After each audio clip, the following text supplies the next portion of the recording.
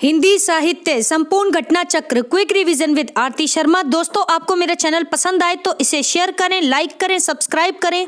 साथ ही साथ मेरे अगले वीडियोस के नोटिफिकेशंस को पाने के लिए बेल आइकन को प्रेस करें। दोस्तों, आज हम करेंगे घटना चक्र का पार्ट 135। तो हम देखते हैं अपने छंद विषय के अगले प्रश्न। गौर करेंगे दोस्तों। प्रश्न है, दोहा छंद का विपरीत कौन सा छंद है? ठीक है, दोहा छंद का विपरीत यानी इसके अपोजिट कौन सा छंद है? तो आप बताएंगे उत्तर ए, सोठा। सोठा दोहा छंद का विपरीत छंद है। ठीक है, पीजीटी परीक्षा 2011 का प्रश्न है ये। अगला प्रश्न है, ध्यान दें, मात्रा क्रम की दृष्टि से दोहा के ठीक विपरीत पढ़ने वाले छंद का नाम क्या है? ठीक है, तो मात्रा क्रम की दृष्टि से पूछा जा रहा है दोस्तों, दोहा के ठीक अपोजिट कौन सा छंद है? तो ऑप्शन सी, सोठा। ठीक है, तो मात्रा की दृष्टि से पूछा जाए या सिर्फ सामान्य रूप से पूछा जाए तो आप बताएंगे कि दोहे के विपरीत छंद कौन सा है? सोठा। दोहा का विपरीत छंद सोठा है। ठीक,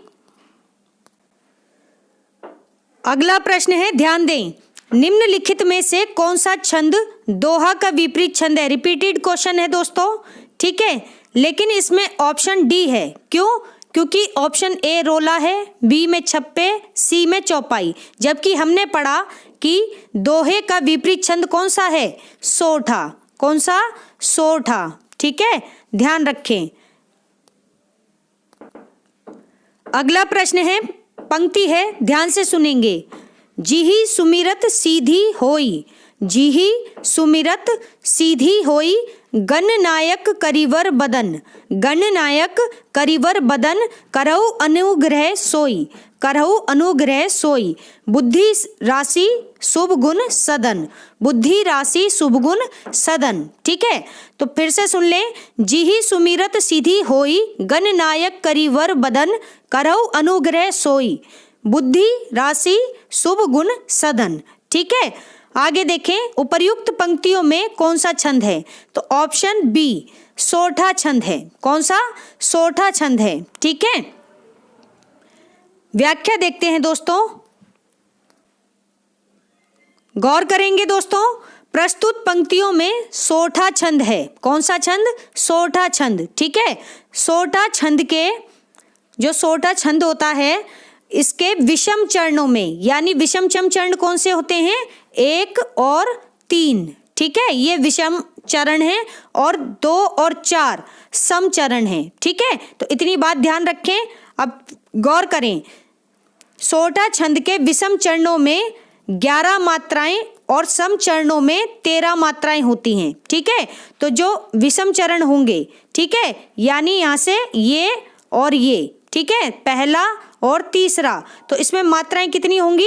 11 होंगी। ठीक है, और जो हमारा समचरण होगा, ये वाला दूसरा और ये चौथा, ठीक है, इसमें 13 मात्राएं होंगी। ठीक, और जो तुक है दोस्तों, तुक किस में लगेगी? पहले और तीसरे चरण में, यानी कि विषम चरण में, इसमें और इसमें क्या लगेगी? तुक लगेगी। तो ध्यान देंगे तो ये होई शब्द है और ये शोई शब्द है। तो आप इसके अंतिम शब्दों को देखें। ठीक है, ध्यान से देखें अंतिम वर्ण को, तो यहां से तुक मिल रही है। इतनी बात आपके समझ में आई। अब आप मात्राओं को देख लें। ठीक, जो बात अभी हमने पढ़ी उसको अब हम ध्यान से समझेंगे। ठीक है, तो मात्राएं गिनेंगे। सबसे पहले लघु, ये पूर्ण विराम का सिंबल है, ये लघु का सिंबल होता है, और एस यानी गुरु। ठीक, गुरु का सिंबल होता है, और एस वाली मात्राएं 2 मानी जाती हैं और गुरु वाली मात्राएं 1 मानी जाती है। ठीक है, अब हम पहले चरण की मात्राओं को अगर काउंट करें यहां से लेकर यहां तक, ठीक है, इतनी मात्राओं को, तो ध्यान से काउंट करें। जैसे पहले 1, फिर 2, फिर 3, फिर 4, फिर 5, 6, 7, 8, फिर 9, 10, फिर 11। ठीक है, तो इस तरह से ये हमारे पहले चरण में 11 मात्राएं हैं। अब हम देखते हैं तीसरा चरण। तो तीसरे में 1, 2, 3, 4, 5, 6, 7, फिर 8, 9, 10 और ये 11। तो इस तरह से पहले और तीसरे चरण में 11-11 मात्राएं हैं। ठीक, इसके विपरीत दूसरे और चौथे चरण में कितनी मात्राएं होती हैं? 13 मात्राएं होती हैं। ठीक, गिनकर देख लेते हैं। तो 1 2 3 4 5 6 7 8 9 10 11 12 13। ठीक, तो इसमें हमारी कितनी मात्राएं दूसरे चरण में 13 मात्राएं। अब हम चौथा चरण देखेंगे। ठीक, गिनते हैं मात्राओं को, ध्यान दें। 1 2 3 4 5, फिर 6 7 8 9 10 11 12 13।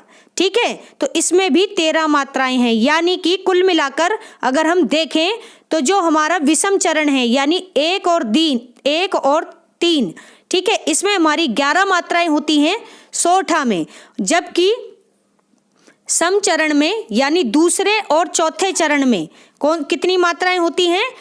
13 मात्राएं होती हैं। ठीक है, तो इतनी बात आप ध्यान रखेंगे। बहुत ज़्यादा मुश्किल नहीं है, आराम से समझेंगे तो चीज़ें समझ में आएंगी। ठीक, और सबसे महत्वपूर्ण बात, दोहा छंद का विपरीत छंद है क्या? सोठा छंद। ठीक है, तो इतनी बात आप ध्यान रखेंगे।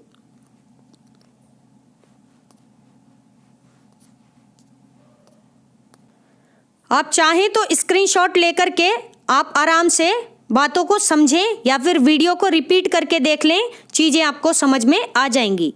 ठीक, अगला प्रश्न है, ध्यान देंगे। वह सममात्रिक छंद जिसके प्रत्येक चरण में 24-24 मात्राएं हों तथा प्रत्येक चरण में 11वीं एवं 13वीं मात्रा पर यति होती है तो कौन सा छंद कहा जाएगा? प्रश्न को फिर से सुन ले दोस्तों। वह सममात्रिक छंद जिसके प्रत्येक चरण में 24-24 मात्राएं हो तथा प्रत्येक चरण में 11वीं एवं 13वीं मात्रा पर यति होती हो, उसमें कौन सा छंद होता है? तो दोस्तों पहली बात तो ये समझे, यति मीन्स होता है ठहरना यानी विराम। हम रुकते हैं थोड़ी देर के लिए। ठीक है, जब हम पंक्ति पढ़ते हैं तो हम थोड़ी देर के लिए रुकते हैं। ठीक है, वहां पर यति होती है। और जब हम चलना शुरू करते हैं यानी पंक्ति को फिर से पढ़ना शुरू करते हैं तो गति होती है। ठीक है, तो यति के विपरीत क्या होती है? गति होती है, और गति के विपरीत क्या होती है? यति होती है। ठीक, अब हम देखते हैं प्रश्न का उत्तर। तो इस प्रश्न का सही उत्तर है दोस्तों ऑप्शन ए, रोला छंद। ठीक है, रोला छंद होगा। तो इतनी बात आप ध्यान रखें। अब यहाँ पर प्रश्न में ये शब्द, इस शब्द पर गौर करें, सममात्रिक छंद। अगर आपको ध्यान हो तो हमने अपने पिछले वीडियो में यानी 134 नंबर वाले वीडियो में हमने पढ़ा था अर्ध सममात्रिक छंद। उस शब्द का अर्थ था कि केवल 2 ही चरण की जो थी मात्राएं वो समान होंगी, लेकिन इसमें क्या है? सममात्रिक छंद है। ठीक है, इसमें प्रत्येक चरण की जो मात्राएं होंगी वो समान होंगी, अलग अलग नहीं होंगी। ठीक है, लेकिन इसमें हमें ध्यान ये रखना है कि जो 11वीं मात्रा होगी और जो 13वीं मात्रा होगी उस पर हमें यति लगानी होगी, यानी कि कुछ देर ठहरना होगा, तब जाकर के सही लय बन पाएगी पंक्ति की। ठीक है, तो अब देखते हैं इसकी व्याख्या। गौर करेंगे दोस्तों प्रश्न की व्याख्या पर। ठीक है, ऑप्शन देख लीजिए, ऑप्शन ए है, यही बताया था मैंने, रोला। ठीक, रोला इतना बताया था। आगे देखते हैं व्याख्या। तो ध्यान देंगे दोस्तों व्याख्या पर। रोला कैसा छंद है? पहली बात तो 1 नंबर का प्रश्न आपका यहां से बनेगा, तो ये बात ध्यान रखनी है। सीधे सीधे पूछ लेता है कि रोला किस प्रकार का छंद है, तो आप बताएंगे सममात्रिक छंद है रोला। ठीक है, सममात्रिक छंद, सम का मतलब ही होता है समान। ठीक, तो इतनी बात ध्यान रखें। इसके प्रत्येक चरण में 24-24 मात्राएं होती हैं। कितनी मात्राएं होती हैं? 24-24 मात्राएं होती हैं। इसके प्रत्येक चरण में 11 और 13 मात्राओं पर यानी 11वीं और 13वीं मात्रा पर यति ही अधिक प्रचलित है। ठीक है, अब इस बात का क्या अर्थ है हम एग्जाम्पल में देखते हैं। तो स्क्रीन पर ध्यान दें, नीचे एग्जाम्पल दिया गया है, गौर करेंगे। तो पहली बात ये देखिए कि ये जो कोमा लगा हुआ है, ठीक है, प्राण, ठीक, और ये क्या है, किसी, इसके बाद भी कोमा लगा है, यानी कि एक चरण यहाँ खत्म होता है, इसके बाद अगला चरण शुरू होगा। इतनी बात ध्यान है। अगर आप तुलना करें दोहा वाले प्रश्न की, तो दोहा में पहले और तीसरे में क्या था, ये जो पहला और तीसरा जो चरण था, ये वाला और ये वाला, प्राण और किसी जैसे हैं, ठीक है, विषम चरण, तो उसमें तुक मिल रही थी। लेकिन यहाँ पर क्या है कि बात अलग है। यहाँ क्या कह रहे हैं, यहाँ देखो तुक बिल्कुल भी नहीं मिल रही है इसमें। पहली बात तो इस पर आप ध्यान देंगे, ठीक है। अब हम देखेंगे 11वीं और 13वीं मात्रा, ठीक है। तो अब हम गिनती करते हैं।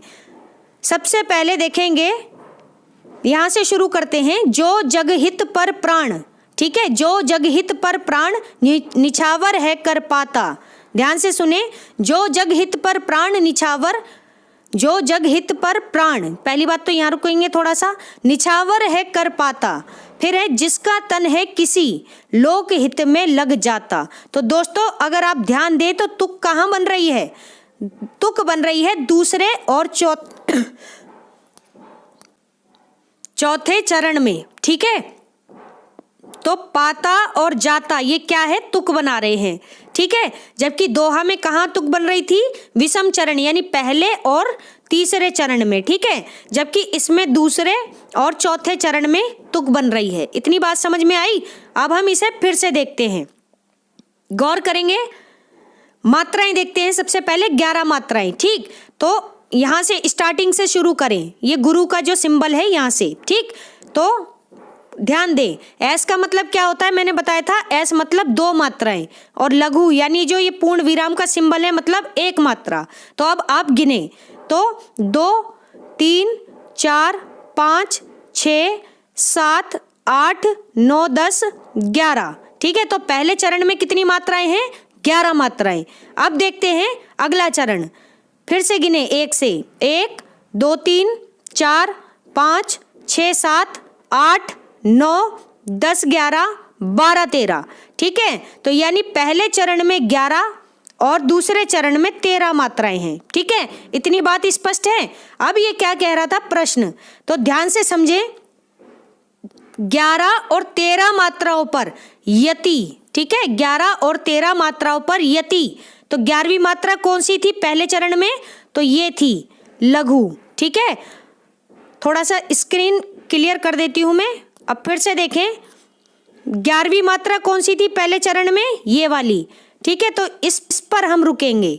और 13वीं मात्रा कौन सी थी, ये गुरु वाली, तो इस पर हम थोड़ा सा रुकेंगे। तो यानी जब हम पंक्ति को पढ़ेंगे दोस्तों, तो हमें कहाँ पर रुकना होगा, हमें 11वीं और 13वीं मात्रा पर रुकना होगा, ठीक है। तो यति लगानी होगी, इसको हम यति बोलेंगे, ठीक। अब हम देखते हैं अगली पंक्ति व्याख्या की। इसके प्रत्येक चरण के अंत में 2 गुरु और 2 लघु, 2 गुरु और 2 लघु, ठीक है। यानी 2 सिंबल तो लघु के होंगे और 2 सिंबल ही किसके होंगे, गुरु के, ठीक है। और कहाँ होंगे, तो प्रत्येक चरण में होंगे, प्रत्येक चरण के अंत में होंगे, ठीक है। शब्दों पर ध्यान दें दोस्तों, ठीक है। कुछ अलग से व्याख्या नहीं है, जो कुछ आपके सामने स्क्रीन पर है वही पढ़ा रही हूँ, ठीक है। तो ध्यान से समझे इस चीज को, प्रश्न पूछे जाएंगे तो कंफ्यूज नहीं होना है, ठीक। तो गौर करें दोस्तों, प्रत्येक चरण के अंत में। अब हम देखेंगे फिर से प्रत्येक चरण, ठीक। गौर करें, तो पहला चरण ये था, दूसरा हमारा ये था, तीसरा हमारा ये था, ठीक है। यहाँ पे अंत देखो, अंत पे अंडरलाइन ही कर रही हूं मैं। तो चरण के अंत में चौथा चरण का अंत कौन सा है, ये, ठीक है। अब हम देखेंगे क्या कह रहे हैं ये, कि प्रत्येक चरण के अंत में, यानी कि जो ये पूरा चरण है, ठीक है, इसके अंत में क्या है, 2 तो लघु हैं और 2 गुरु हैं। इसी तरह जब हम देखेंगे नीचे वाली पंक्ति, ठीक है, इसमें भी क्या है दोस्तों, 2 तो लघु हैं और 2 गुरु हैं, ठीक है। इतनी बात समझ में आ रही है कि नहीं, तो 2 लघु 2 गुरु, ठीक है। तो मुझे लगता है कि समझ में आ गई होंगी कुछ बातें। तो एक बार फिर से व्याख्या पढ़ लेते हैं। रोला सम मात्रिक छंद है, ये बात आपके समझ में आ गई। इसके प्रत्येक चरण में 24 मात्राएं। अब 24 मात्राएं क्या कह रहे हैं ये, तो इस बात को भी समझ लें। तो हमने देखा था कि पहला चरण कितने का था, 11 का, और दूसरा चरण कितने का था, 13 का। यहाँ से यहाँ तक कितने का था ये, 13 का। ठीक है, तो 11 और 13 कितने होते हैं, 24। कितने होते हैं, 24। ठीक है, तो अगर हम फिर से देखें तो 11 और 13 मिलाकर क्या बना, 24। तो 24 ये और 24 ये। ठीक है, तो प्रत्येक चरण की 24 मात्राएं ये और 24 मात्राएं ये। ठीक है, क्या होंगी, रोला सममात्रिक छंद होंगी। ठीक है, तो मुझे लगता है कि आपको समझ में आ गया होगा। चलते हैं अगले प्रश्न पर। गौर करेंगे दोस्तों, पंक्ति है यहाँ पर, रहीमन चुप है बैठिए, रहीमन चुप है बैठिए, देखी दीनन को फेर। ठीक है, रहीम कह रहे हैं कि जब दिन खराब हो, समय खराब चल रहा हो, तो उस समय हमें अपने मन में धैर्य रखकर बैठना चाहिए और दिनों को बदलने का इंतजार करना चाहिए। ठीक है, यानी कि समय क्या है, परिवर्तनशील है, बदलता रहता है। ठीक है, इसीलिए हमें हताश और निराश नहीं होना चाहिए, हमें अपने दिनों को बदलने का समय सोचना चाहिए। ठीक है, और उसके लिए कार्यरत रहना चाहिए। तो देखते हैं आगे, जब नीके दिन आइए, यानी नीके मीन्स अच्छे दिन आएंगे, तो बनत ना लागी है बेर। ठीक है, यानी कि ये कह रहे हैं कि जब अच्छे दिन आते हैं तो बिगड़ी हुई बात बनने में देर नहीं लगती। ठीक, इसका ये अर्थ है। आगे देखते हैं, एक बार फिर से सुन ले दोस्तों, दोहा बहुत ही अच्छा दोहा है। ठीक है, रहीमन चुप है बैठिए, देखी दीनन को फेर, जब नीके दिन आई हैं, बनत ना लागई बेर, बनत ना लगी हैं बेर। ठीक है, तो अगर देखें तो तुक कहाँ है, पंक्ति के अंत में। ठीक है, अब यहाँ क्या पूछ रहे हैं कि उपर्युक्त पंक्ति में कौन सा छंद है, तो ऑप्शन ए दोहा छंद है। कौन सा छंद है, दोहा छंद है। कैसे, देखते हैं व्याख्या। गौर करेंगे दोस्तों व्याख्या पर। हमने पढ़ा था कि दोहा कैसा छंद है, अर्ध सम मात्रिक छंद है दोहा, अर्ध सम मात्रिक छंद। इस छंद के विषम चरण में, यानी चरण 1 और 3 में क्या होती हैं, 13 मात्राएं होती हैं। ठीक है, विषम चरण में 13 मात्राएं होती हैं। तो दोस्तों अभी मैंने पिछले प्रश्न में 11-13 कहा था शायद, है ना। तो विषम चरण में इसके 13 मात्राएं होती हैं, 11 नहीं होती, 13 होती हैं। तो इतनी बात आप ध्यान रखें। और सम चरण जो होता है उसमें 11 मात्राएं होती हैं। ठीक है, तो ये शायद मुझसे मिस्टेक हो गई है, तो आप इसको फिर से पढ़ लें व्याख्या के अनुसार, कोई बात नहीं। देख लेते हैं, तो दोहा अर्ध सम मात्रिक छंद है। इस छंद के विषम चरण में 13 मात्राएं, यानी पहला और जो तीसरा चरण होगा उसमें 13 मात्राएं। ठीक है, और जो दूसरा और चौथा चरण होगा यानी सम चरण, इसमें कितनी मात्राएं होंगी, 11 मात्राएं होंगी। और इस प्रकार दोनों को मिलाकर 24 मात्राएं होंगी। ठीक है, तो ये बात आपके समझ में आ गई। अब देखते हैं अगली पंक्ति। ठीक, तो सम चरण में 11 मात्राएं होती हैं। कितनी, 11 मात्राएं। ठीक, आगे देखें, यति कहाँ लगती है, चरण के अंत में होती है, चरण के अंत में यति लगेगी। ठीक है, आगे देखें, यति की एक पहचान और है कि ये जो देखो एक जैसे सिंबल होंगे एंडिंग के। ठीक है, तो समझ लीजिए वो यति है। ठीक, आगे देखते हैं, विषम चरणों के आदि में, आदि मीन्स शुरुआत में, जगण नहीं होना चाहिए। ठीक है, जगण नहीं होना चाहिए। सम चरणों के अंत में लघु होना चाहिए। क्या होना चाहिए, और जो सम चरण है ना, इसके अंत में क्या होना चाहिए, ये लघु होना चाहिए। देखो लघु का सिंबल है कि नहीं है, पंक्ति में ध्यान से देखें, चरण के अंत में क्या है, ये एस को हटा दो अभी मान लो, तो ये लघु है। ठीक है, तो सम चरण के, ये पहली बात तो सम चरण है और इसके अंत में क्या है, लघु है। ठीक है, आगे देखें, यह 24 मात्राओं वाला छंद है। कितनी मात्राओं वाला छंद है, 24 मात्राओं वाला। ठीक है, क्योंकि इसके पहले चरण में 13 और दूसरे चरण में यानी सम चरण में कितनी, 11 मात्राएं हैं। दोनों को जोड़ देंगे तो दोस्तों कितनी आ जाएंगी, 24 मात्राएं आ जाएंगी। ठीक है, तो प्रस्तुत दोहा छंद है। कौन सा छंद है? प्रस्तुत दोहा छंद है, जिसे इस प्रकार समझा जा सकता है। किस प्रकार? ये जो नीचे उदाहरण दिया है इस प्रकार, जो कि हमने समझ लिया है। ठीक है, तो मुझे लगता है बात समझ में आ गई होगी। ठीक है, यहाँ पर एक चीज है जो क्लियर नहीं की है मैंने, जगण। ठीक है, तो जगण, तगण, भगण, ठीक है, ये आपने सुना होगा। ठीक है, इस कॉन्सेप्ट को भी मैं आपको क्लियर करूंगी। ठीक है, फिलहाल अभी आप इतना समझें। अगला प्रश्न है दोस्तों, दोहा किस प्रकार का छंद है? तो दोहा कैसा छंद है? ऑप्शन डी, अर्ध सम मात्रिक छंद है दोहा, अर्ध सम मात्रिक छंद। ठीक है, ध्यान रखें। अब देखो प्रश्न में किस प्रकार से हेरफेर किया गया है, जबकि बात एक ही पूछ रहा है। ठीक, अभी हमने पढ़ा अर्ध सम मात्रिक छंद। ठीक है, लेकिन अब शब्दों को आगे पीछे करके क्या कर दिया है? मात्रिक अर्ध सम जाति का छंद। ठीक है, मात्रिक अर्ध सम जाति का छंद। लेकिन दोस्तों आगे पीछे शब्दों को कर दे कोई बात नहीं, आपको अर्ध सम शब्द को ध्यान में रखना है। ठीक है, ध्यान रखें। तो प्रश्न क्या है, गौर से समझें इस चीज को। प्रश्न है मात्रिक अर्ध सम जाति का छंद कौन सा है? तो ऑप्शन बी, दोहा। दोहा मात्रिक अर्ध सम जाति का छंद है। ठीक है, या फिर अर्ध सम मात्रिक छंद है। दोनों बात एक ही हैं, अलग अलग नहीं है। टीजीटी परीक्षा 2004 में पूछा गया प्रश्न है ये। ठीक है, अगला प्रश्न है दोस्तों, ध्यान से सुने।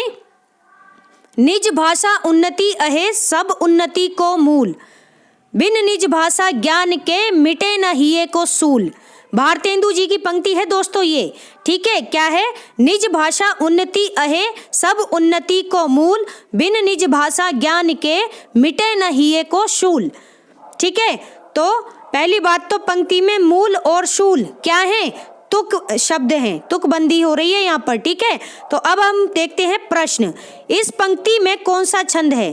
तो दोस्तों ऑप्शन ए, दोहा छंद है। कौन सा छंद है? दोहा छंद है। ठीक है,